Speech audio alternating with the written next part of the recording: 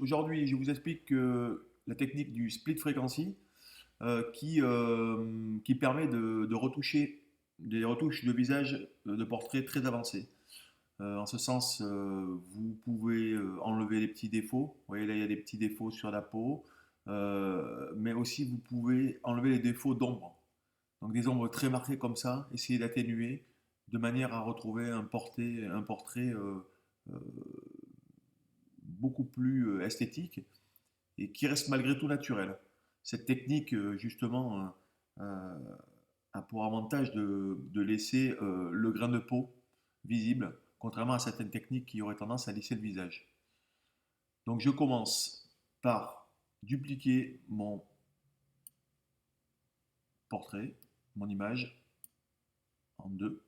La première, le premier calque, je vais le nommer height comme haut. En fait, c'est les hautes fréquences et low pour les basses fréquences. Les hautes fréquences, elles vont retoucher les détails et les basses fréquences vont retoucher les ombres. Donc ensuite, je vais aller me situer sur le calque low. Je vais mettre un filtre gaussien, un flou gaussien, à peu près à 7, 7,5. Allez.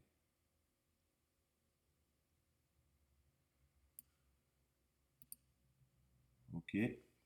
Ensuite, je vais me positionner sur le calque du haut. Et là, je vais sur Image, appliquer une image. Ici, au niveau de mon calque sélectionné, je vais choisir l'eau. Et ici, non, là je vais inverser. Et ici, je vais choisir addition. Donc, petite précision, ce que je n'avais pas précisé au début de cette vidéo, c'est que ici, la source de l'image, c'est un fichier RAW. C'est très important parce que ces paramètres-là, en fait, vous ne les aurez que si vous avez un fichier RAW. Pour les images en JPEG, j'essaierai de faire un autre tutoriel parce qu'il y a des paramètres à bouger. Et donc voilà, mais en ce qui concerne cette vidéo, elle traite d'une image RAW, bien sûr. Alors ici, addition, OK.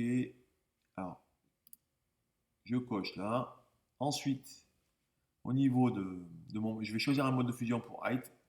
Je vais aller dans lumière linéaire. Et là, je vais me retrouver avec mon calque d'origine. Voilà, le même dans l'état où je l'ai ouvert. Maintenant, par contre, la différence, c'est que je vais pouvoir intervenir donc sur les basses fréquences ici et sur les hautes fréquences. Euh, je pourrais déjà d'emblée aller dans les basses fréquences pour vous montrer au niveau des ombres ce que je vais pouvoir réaliser. Donc ici, je vais choisir l'outil lasso. Je vais lui ajouter, alors veillez à ce que votre contour progressif soit au moins à 25%, ou 20% même, 25 c'est peut-être un petit peu trop.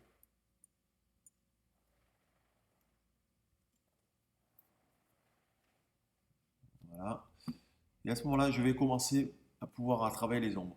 Alors très important, donc c'est vrai que c'est pas évident, mais vous voyez là, par exemple, moi, je prenez du recul pour bien voir les imperfections. Ici, j'ai une ombre marquée, je vais l'entourer, comme ceci. Maintenant, je vais lui appliquer un filtre, un flou, excusez-moi, un flou que je vais mettre à peu près à 32.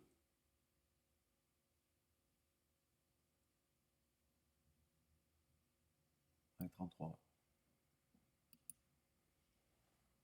Donc, commande D ou CTRL D pour désélectionner. Et maintenant, je vais pouvoir passer sur mes zones comme ça, un petit peu partout. Donc, par contre, maintenant, je vais entourer une zone.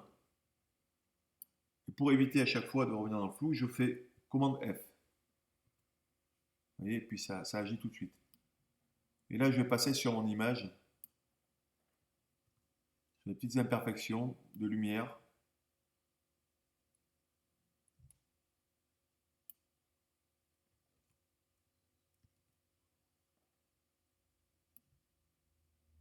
Alors, bien sûr, ne pas abuser quand même pour garder une image assez naturelle.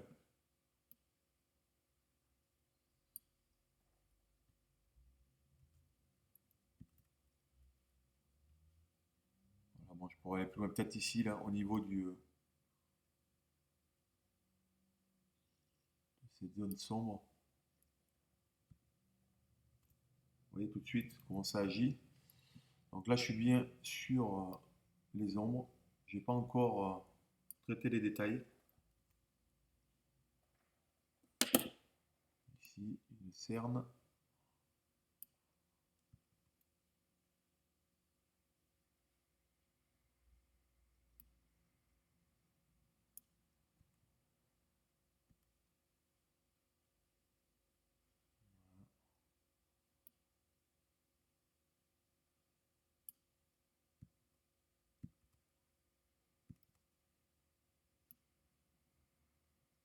Alors là, c'est un tuto relativement rapide, mais c'est vrai qu'il faut y passer du temps des fois, de manière à bien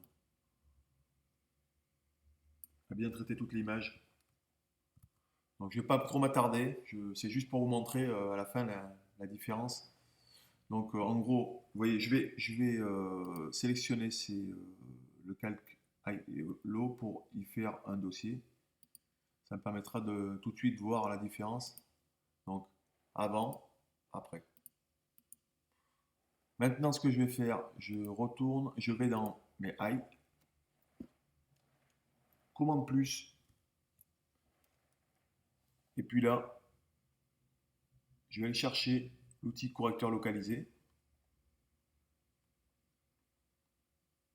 Alors, pareil, je le fais grossièrement, hein, mais vous allez voir que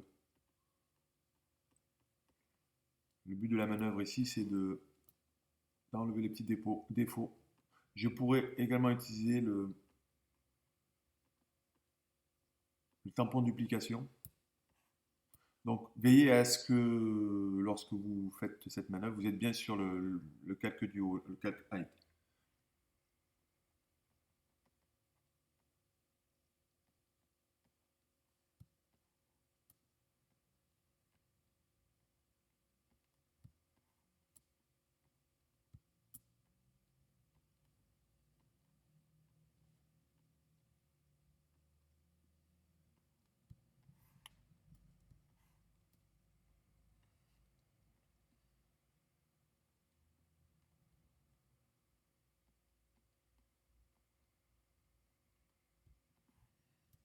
Dans cette photo, elle est de mauvaise qualité, on peut le voir.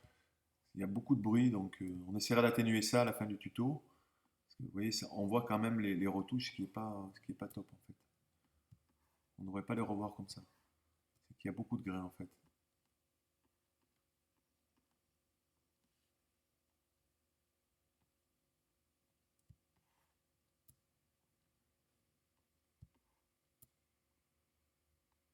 Ouais, je vais m'arrêter là.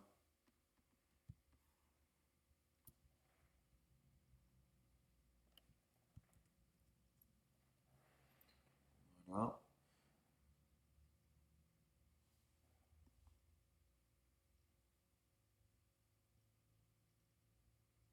Vous voyez avant, après. Donc voilà, c'est terminé. Sauf que je vais ramener un petit peu au niveau de la peau, du lissage.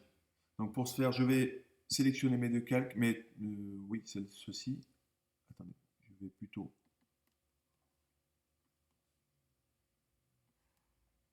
dupliquer celui-là.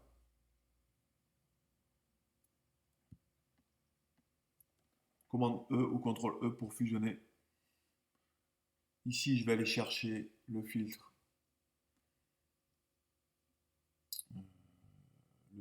filtre, caméra en haut.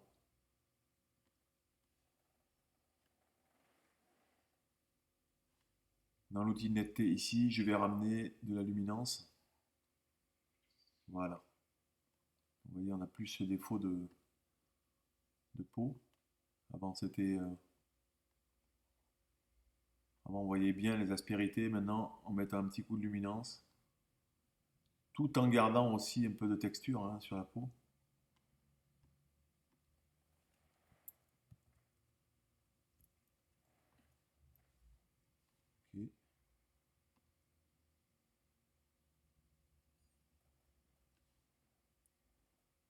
Voilà, ce tuto est terminé. Donc, vous voyez la différence. Au départ, j'ai une image comme ceci où il y a pas mal quand même de petits défauts de lumière. Et grâce à cette technique, j'ai pu vraiment corriger l'image pour avoir un résultat quand même assez sympa en peu de temps. Voilà, c'est terminé pour ce tutoriel. Je vous remercie de l'avoir suivi et à bientôt pour des prochaines vidéos.